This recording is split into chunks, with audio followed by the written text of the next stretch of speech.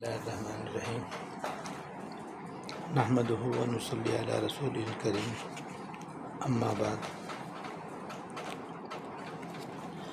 ماشاءاللہ اور الحمدللہ یہ ماہ ذوالقعدہ اب ختم پر ہے۔ آج 26 تاریخ ہے اور 4 دن یا 3 دن کے بعد انشاءاللہ ماہ ذوالحجہ شروع ہو جائے گا، اور ماہ ذوالحجہ کے جو شروع کے 10 دن ہیں، یکم ذی الحجہ سے لے کر 10 ذی الحجہ تک، یہ بڑے مبارک دن ہیں، بڑے ہی عظمت والے دن ہیں، اور ان دنوں میں کیا ہوا نیک عمل سال کے باقی دنوں میں کیے ہوئے عمل کے برابر نہیں ہے۔ یعنی سال میں جتنے بھی نیک اعمال ہیں، جس میں رمضان بھی آ گیا اور شعبان بھی آ گیا، محرم بھی آ گیا، شب برات بھی آ گئی، عاشورے کا روزہ بھی آ گیا، یہ سارے نیک اعمال مل کر بقرعید کے یہ شروع کے 10 دنوں میں کیے ہوئے نیک عمل کے برابر نہیں۔ ان دنوں میں جو عمل کیا جائے گا وہ ان سب سے بڑھ کر ہوگا، یہ بہت بڑی فضیلت ہے۔ اس لیے صحابہ کرام نے حضور سے پوچھا کہ کیا ان دنوں میں کیا ہوا نیک عمل جہاد سے بھی بڑھ کر ہے؟ ہاں، جہاد سے بھی بڑھ کر ہے، الا یہ کہ کوئی آدمی جہاد میں اپنی جان مال دونوں لے کر جائے اور دونوں ہی قربان کر دے، تو یہ البتہ اس کا عمل ان 10 دنوں کے عمل سے بڑھ سکتا ہے، ورنہ تو جہاد میں شریک ہونا بھی ان 10 دنوں میں کیے ہوئے نیک عمل کے برابر نہیں ہے۔ اتنے یہ دن قیمتی اور مبارک آ رہے ہیں، جس کے لیے ہمیں پہلے سے تیار ہونا چاہیے، تاکہ ان دنوں میں ہم زیادہ سے زیادہ نیک عمل کر کے آخرت کا ثواب عظیم حاصل کر سکیں۔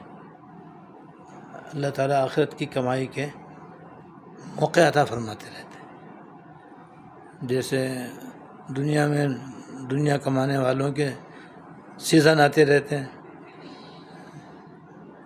قربانی کرنے والے اور جانور بیچنے والوں کا سیزن بقرعید کے دن ہوتے ہیں، گرمیوں کا سیزن کپڑوں وغیرہ کے اعتبار سے سبھی کو معلوم ہے، ایسے سردیوں میں سردی کے کپڑوں کا سیزن ہوتا ہے اور بھی دوسری چیزوں کا سیزن ہوتا ہے۔ تو دنیا میں بھی جس طرح مختلف سیزن آتے رہتے ہیں جس میں آدمی خوب کماتا ہے، اسی طرح اللہ تعالیٰ اپنی رحمت سے ہمیں آخرت کے سیزن بھی عطا فرماتے رہتے ہیں، جس میں رمضان شریف کا مہینہ بھی زبردست سیزن کا مہینہ ہے۔ ایسے ہی یہ بقرعید کے مہینے میں یکم ذی الحجہ سے 10 ذی الحجہ تک ایک خاص آخرت کمانے کے موسم ہے، اور بڑے ان میں اجر و ثواب آدمی کو ملتا ہے۔ چنانچہ یہ بھی فرمایا گیا ہے کہ ان 10 دنوں میں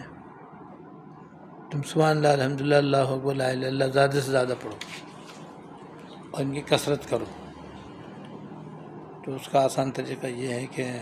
ہر نماز میں ان کی ایک تسبیح پڑھنے کا معمول بنا لیں۔ ایک تسبیح پڑھنا کچھ بھی مشکل نہیں ہے، بمشکل 5 منٹ لگتے ہیں۔ نماز سے پہلے پڑھ لو یا نماز کے بعد پڑھ لو، اور چلتے پھرتے لا الہ الا اللہ زیادہ سے زیادہ پڑھو، کیونکہ سبحان اللہ الحمدللہ اللہ اکبر لا الہ الا اللہ کی کثرت کرنے کا حدیث میں ذکر آیا ہے۔ جب ذکر آیا تو یہ ان دنوں کا خاص ذکر ہے، یہ جو حدیث میں آیا ہے، لہذا ہمیں کرنا چاہیے۔ ویسے بھی ان کلمات کا بڑا ثواب ہے، وہ یہ کہ جتنے بھی اللہ تعالیٰ کو یاد کرنے کے کلمے ہیں، یہ 4 ان کے سردار ہیں، یعنی سبحان اللہ الحمدللہ اللہ اکبر لا الہ الا اللہ تمام کلمات ذکر کے سردار ہیں یہ، یعنی یہ سب سے بڑھ کر ہے۔ ایک حدیث میں ہے کہ ایک دفعہ حضور نے صحابہ کرام سے پوچھا کہ کیا تم میں سے کوئی ایسا شخص ہے جو روزانہ احد پہاڑ کے برابر نیک عمل کرے؟ حضور یہ کیسے ہو سکتا ہے؟ ہم میں سے کون ہے جو روزانہ احد پہاڑ کے برابر نیک عمل کرے؟ کہ کہاں پہاڑ کہاں ہم؟ اور تم میں سے ہر آدمی احد پہاڑ کے برابر نیک عمل کر سکتا ہے؟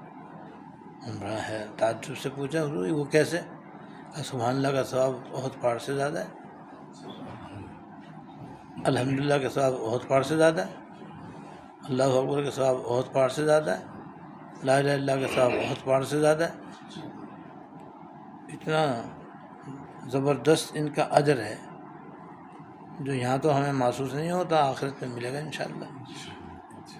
لہٰذا آسان طریقہ یہ ہے جو میں بتا رہا ہوں کہ ہر نماز کے بعد ایک تسبیح پڑھنے کا معمول بنا لیں، ایک تسبیح سبحان اللہ کی، ایک الحمدللہ کی، ایک اللہ اکبر کی، ایک لا الہ الا اللہ کی، اور چلتے پھرتے لا الہ الا اللہ ابھی سے ہی پڑھنا شروع کر دیں تاکہ ان دنوں میں بھی ہر وقت لیٹے بیٹھے چلتے پھرتے اٹھتے بیٹھتے آتے جاتے بس لا الہ الا اللہ لا الہ الا اللہ لا الہ الا اللہ، کبھی کبھی محمد رسول اللہ صلی اللہ علیہ وسلم۔ اور یہ بھی حدیث میں آیا ہے کہ ان 10 دنوں میں سے 9 دن جو شروع کے ہیں ان میں ہر دن کے روزہ 1 سال کے روزوں کے برابر ہے،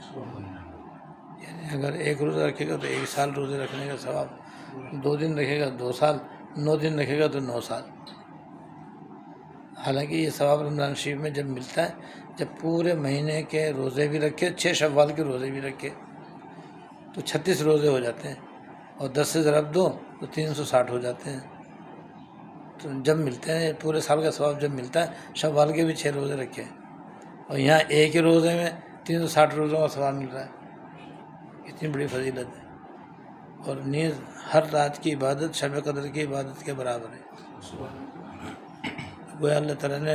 10 شب قدر دے دی ہے۔ رمضان شریف میں تو ایک ہوتی ہے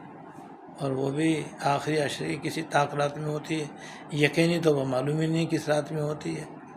اس لیے وہاں 1 شب قدر ہے، یہاں 10 شب قدر کا ثواب اللہ تعالیٰ دے دیتے ہیں۔ ان کی نوازش ہے، ان کی رحمت ہے، ان کی عطا ہے، ان کی بخشش ہے۔ اتنا زبردست چیزیں نہیں ہے، جب ہے تو بھئی اب اس کی قدر کریں، آنے والے ہیں یہ، پہلے سے تیاری کریں، اور ان جیسے یہ شروع ہوں بس رات کو بھی عبادت کریں، دن کو بھی عبادت کریں، روزہ رکھنے کی ہمت تو رکھ لیں، اگر قضا روزے ہوں تو پہلے وہ رکھیں، ضمناً ان کی نیت کر لیں، لیکن اگر قضا روزے نہیں ہیں تو بھئی نیت کر لیں، روزے کی نیت ہمت ہو تو رکھ لیں، کیونکہ ہیں تو نفل روزے، فرض تو نہیں ہے، مگر ثواب بہت ہے۔ 1 روزہ رکھو 1 سال کے روزوں کے برابر ثواب ملے۔ اور جو عاشورے کا روزہ ہے نہیں، وہ عرفے کا روزہ ہے، 9 ذی الحجہ کے روزے کو عرفے کا روزہ کہتے ہیں، کیونکہ اس دن میدان عرفات میں حج ہوتا ہے، تو اس کی الگ سے ایک فضیلت اور بھی ہے کہ جو آدمی 9 ذی الحجہ کا روزہ رکھے گا تو انشاءاللہ اگلے پچھلے 1 سال گناہ معاف ہو جائیں گے، اگلے پچھلے 1 سال گناہ معاف ہو، 1 سال کے روزوں کا ثواب ملے گا، یہ اور فضیلت ملے گی کہ اگلے پچھلے 1 سال کے گناہ بھی انشاءاللہ تعالیٰ معاف ہو جائیں گے۔ اور جو بقرعید کی رات ہے اس کی بھی اپنی جگہ فضیلت ہے، اس کی یہی فضیلت بھی ہے، شب قدر کے برابر ثواب، اور پھر عید کی شب میں عبادت کے اور بھی بہت سارے فضائل ہیں، وہ بھی انشاءاللہ ملیں گے۔ جو آدمی